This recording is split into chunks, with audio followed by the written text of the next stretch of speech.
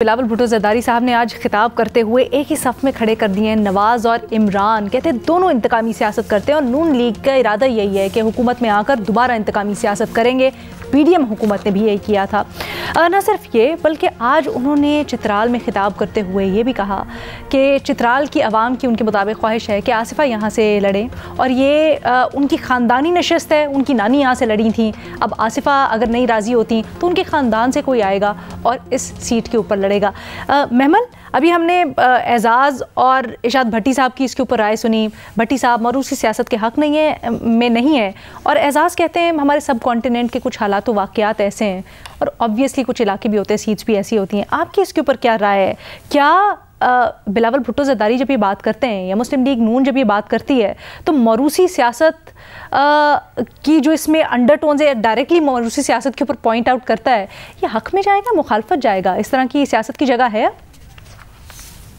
देखिए अलीना, जो बात है ना कि ये एजाज की बात दुरुस्त है कि सब कॉन्टिनेंट के अंदर तो हमने ये चीज़ें देखी हैं। और देखिए एक अभी जो रीसेंट एग्जांपल है, यानी कि पार्टी के अंदर आप देखिए कि जो अपने फैमिली मेंबर्स होते हैं वो आपको बैक स्टैब नहीं करते, वो आपका उस तरीके से साथ नहीं छोड़ते। हमने अभी देखा पीटीआई की जो एक प्रोजेक्ट डिसमेंटलिंग शुरू हुई वो किस तरीके से बिल्कुल ही ऑलमोस्ट जो है यानी कि बहुत मेन लीडर्स उनके जिस तरीके से चले गए। तो ये चीज़ें जो एक मरूसी सियासत जो पाकिस्तान के आप कॉन्टेक्स्ट में देख लें, जहां पर आपको पता है कि इस किस्म के प्रेशर्स जो है वो कहां से आते हैं, किस तरीके से ये चीज़ें होती हैं, तो वो हमने देखा है। आप देखिए कि शहबाज शरीफ साहब जो है वो बता भी चुके हैं कि उनको भी कितनी दफ़ा कोई चीज़ें ऑफर की गई लेकिन उन्होंने अपने भाई का साथ नहीं छोड़ा। तो ये चीज़ जो है ये इसके जो है वो पाकिस्तान के कॉन्टेक्स्ट में ये चीज़ें बहुत अहम है। जहां तक ये बात है कि मौरूसी सियासत, बिल्कुल देखिए सियासत को इवॉल्व करना चाहिए, सियासी जमातों को इवॉल्व जरूर करना चाहिए, लेकिन अनफॉर्चुनेटली पाकिस्तान के अंदर सियासत को और जमहूरियत के तसलसल को चलने ही नहीं दिया गया।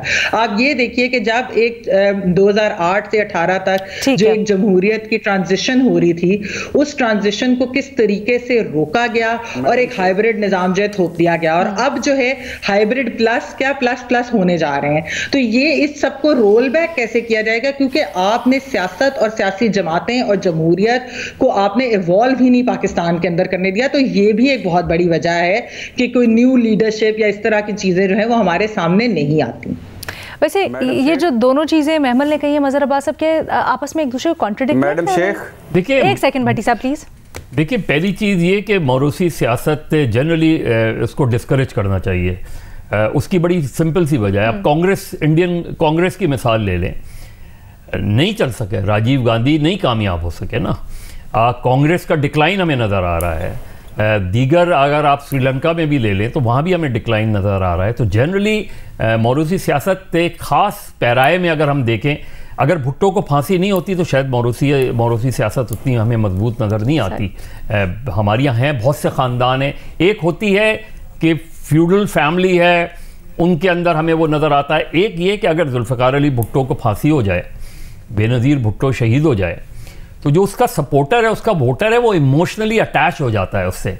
अब ये उस लीडर का काम है कि वो देखें कि वो अपनी पार्टी को ग्रो करना चाहते हैं या फैमिली को ग्रो करना चाहते हैं। प्रॉब्लम ये है कि अगर आप क्वालिफाई करते हैं, मेरिट पे क्वालिफाई करते हैं, आप बिल्कुल पार्टी को लीड भी करें, सब कुछ करें उसमें। और ये भट्टी साहब की बात दुरुस्त नहीं है। लियारी से सिर्फ बिलावल नहीं जीते हैं, लियारी से पीपल्स पार्टी के कारकुन भी जीते हैं, नबील गबोल भी जीते हैं। उससे पहले आप पूरी हिस्ट्री उठा लें लियारी की, आपको नज़र आएगा शायद एक दो मरतबा भुट्टो साहब या बेनज़ीर भुट्टो अगर आपको नज़र आएंगी। इसी तरह चित्राल ले लें आप, कहने में और उसमें। और अगर आप चित्राल जाएं वाकई, और आप जाएं स्कर्दू गिलगित बल्तिस्तान जाएं, तो आप लोगों से पूछेंगे तो लोग यही कहेंगे कि पीपल्स पार्टी किसी को नॉमिनेट करेगी, हम उसे सपोर्ट करेंगे। अच्छा, क्योंकि उसका वो बैकग्राउंड बता। साहब, ये याद रखने की बात है कि चित्राल से जो मुशर्रफ साहब ने मुस्लिम लीग एक बनाई थी, उसका कैंडिडेट भी एक दफा जीत, वही मैं कह रहा हूँ, वहाँ या तो वो भुट्टो को अप्रिशिएट करते हैं या वो मुशर्रफ को अप्रिशिएट करते हैं, और उसका वो एक हिस्टोरिकल बैकग्राउंड भी बताते हैं कि क्यों हम क्यों हम उनको वो सपोर्ट करते हैं? वैसे इतनी लेकिन जैसे शरीफ आप दोनों पोलर नहीं, आप ये देखें ना, नवाज शरीफ आए सियासत में, लाए गए, पोल्स अपार्ट। हाँ, नवाज शरीफ आए सियासत में, लाए गए। अब उसके बाद उन्होंने जो उसको एक्सपेंड किया, वो पार्टी को एक्सपेंड करने के बजाय वो फैमिली एक्सपेंड करने लगे। तो जहां जहां चीजें होती हैं, नेचुरली होती हैं, इमोशनली, वो अलग है। लेकिन अगर आप एक खानदान को फैलाते फैलाते हर जगह, हर पार्टी में भी वही पोजीशन हो, गवर्नमेंट में भी पोजीशन हो, तो उसके नुकसान होते हैं। दोबारा बात हो रही है कि कल राना सनाउल्लाह साहब ने शाहजेब को कहा कि सीएम शिप के लिए पंजाब की दोबारा से शहबाज शरीफ साहब आ रहे हैं। यही है ना, और ये हुआ था अलीना, ये हुआ था जब शहबाज शरीफ का नाम 1990 में प्रपोज हुआ, उस वक्त मियां साहब ने चौधरी शुजात से कमिट किया था। और उसके बाद जब ये आया, मियां शरीफ से कहा गया कि नहीं, अच्छा नहीं लगता कि प्राइम मिनिस्टर एक भाई हो, चीफ मिनिस्टर दूसरा, तो फिर गुलाम हैदर वाइन को लाया गया उसके लिए। और उसकी वजह से शहबाज शरीफ नाराज हुए इस बात पे। तो ये नेचुरली इसको डिस्करेज करना चाहिए, इससे पार्टियों को नुकसान हो रहा है।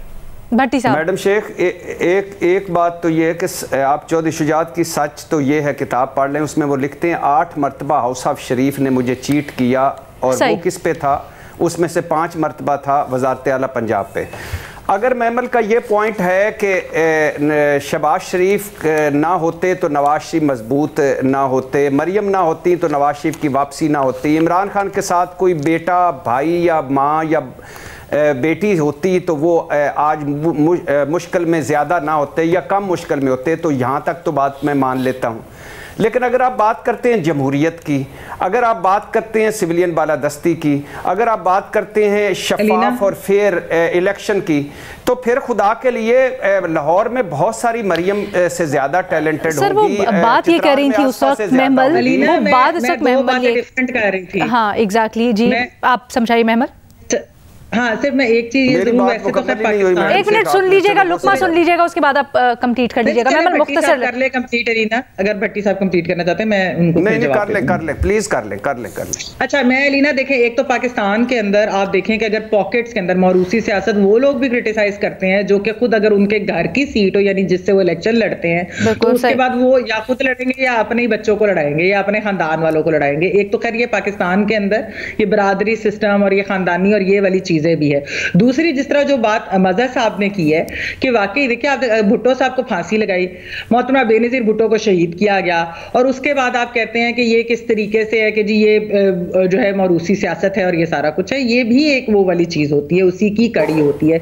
और मैंने वैसे भी ये कहा कि जमहूरियत का अगर तसलसल चलता, पार्टीज जो है वो इवॉल्व करती, इस तरह की चीजें ना होती। वैसे आप बरादरियों की बात कर रहे हैं, लेकिन अगर हम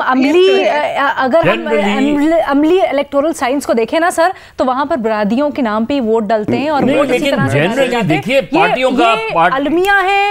लेकिन ये देखिए पार्टियों की प्रैक्टिकली हमने देखा है ये होता भी नहीं अलीना, देखिए पार्टियों की जो नजरियाती जमातें होती हैं, उनके अंदर इस चीज को डिस्करेज करना चाहिए। सीनियर लीडर्स हैं, अवामी नेशनल पार्टी ले लें, असफंद यार वली तक बिल्कुल ठीक था, लेकिन असफंद यार वली के बाद आप इवन असफंद यार वली को सेकंड टर्म नहीं लड़नी चाहिए थी। कॉन्स्टिट्यूशन को, पार्टी के कॉन्स्टिट्यूशन को मैनिपुलेट कर लिया जाता है, तो इसलिए इसको मौरूसी सियासत को डिस्करेज करना चाहिए और इन जमातों को डिस्करेज करना चाहिए। आपका व्यू आ गया भट्टी साहब।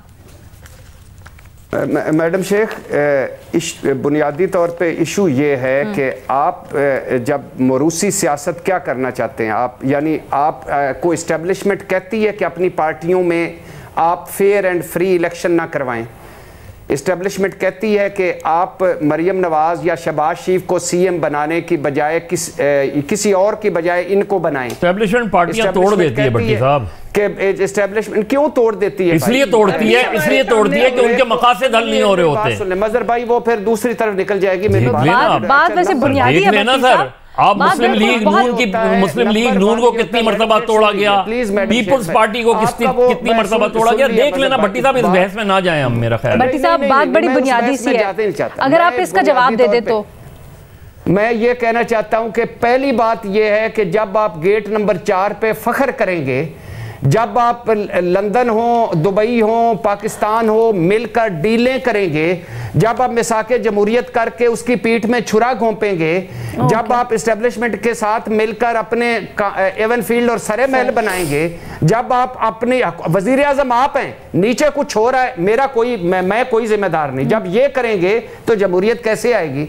सारा बदगुमानियां उधर ही ना डालें, कभी खड़े भी तो भट्टी साहब खुदा के लिए इस बहस में ना जाएं, इसलिए कि इसके ग्राउंड बड़े सख्त हैं। मैं क्या क्यों ना जाऊं? भट्टी साहब आ जाएं, फिर इस पर बहस कर लें, अगर आपका प्रोग्राम अफोर्ड कर सकता है कर लें इस पे बहस कि पाकिस्तान में एस्टेब्लिशमेंट ने सियासत में क्या रोल प्ले किया और क्यों प्ले किया? क्या उनको ये हक था?